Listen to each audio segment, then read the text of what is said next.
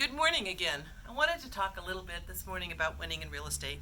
And I wanted to talk about it as how we all have dreams and we all believe that we can be successful. I know when I got my real estate license a long time ago, I had a dream. I had a dream that I wanted a new kitchen. It wasn't a very extraordinary dream. It wasn't career build, but it still was a goal and it was a dream. We had been married for a few years. We had 4 children.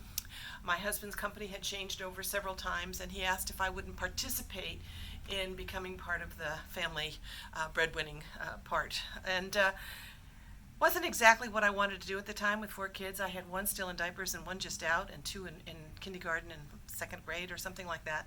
And the thought of trying to go to work was just almost overwhelming. But anyway, I got my real estate license. In fact, I'll tell you something funny. The first day I got to real estate licensing school, and I actually put on real clothes instead of sneakers and jeans, and I felt like a grown-up again. That in itself was exciting, but that's not the message. The message is that this is the most extraordinary career. And what I found in my real estate career as time went on is that my little goals became bigger goals, and my life began to expand and grow, and my professional life brought in so many new people, so many new relationships, and much financial success, both to me and our family. What made that happen? I think this is the key that most people starting in their real estate career search for. What made that happen was loving what I was doing, enjoying the people, but not just going out and showing houses, not just showing up every now and then for a meeting. It was being present constantly to the needs and the business, the needs of my clients, being able to take advantage of whatever opportunities there were to learn, seminars. I remember one of the early things I learned. I went to a seminar a number of years ago. I was a young agent with little kids, and like so many of you, juggling life balance, which we talk about today. And in those days, most of my friends were still home, not working in the workplace. And I was trying to figure out how to manage these 4 little kids, a husband working, and a real estate career I was trying to develop that I knew had such fertile soil, and I was going to be successful if I could just find the time to focus on the right things. And my family was definitely one of those right things. My 4 kids were so important to me and my husband, and yet in order to succeed in this business, you need to be able to have time for your clients and time to be able to build your business. So one of the things that I learned in the seminar, which I thought was just earth-shaking, it was like life-changing, it was extraordinary, was a woman who was speaking about having someone else come in and do some of the things that you can get paid to do yourself at $5 an hour or whatever, or you can have somebody else come in and earn that money, and you could do the things that you do better.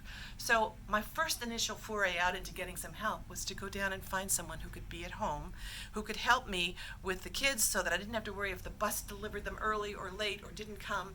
There was somebody in my house for the children, and that was life-changing in itself. I was able to still get home, get to their games, and make choices about what I wanted to do, but there was somebody there, so I was never a nervous wreck trying to figure out if something happened, the kids would be in some kind of distress.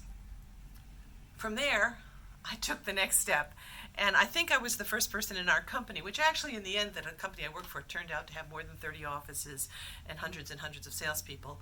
But what I learned was I needed somebody to help me with my business just the same way I needed someone to help me at home.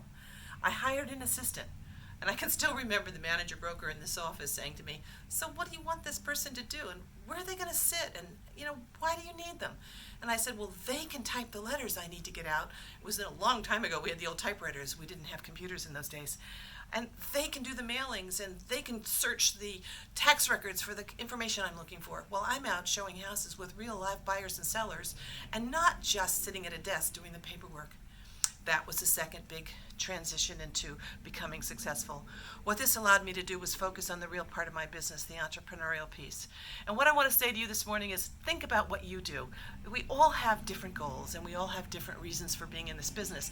But if we're in the business and we want to be successful, why wouldn't you do the things that help you get there? You've got to get people to help you. You've got to get people to support you. You've got to be in a company that has good resources and good training.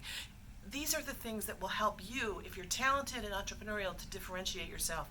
Don't hesitate to think about how what you need has to be part of the business plan for differentiating yourself and becoming very successful.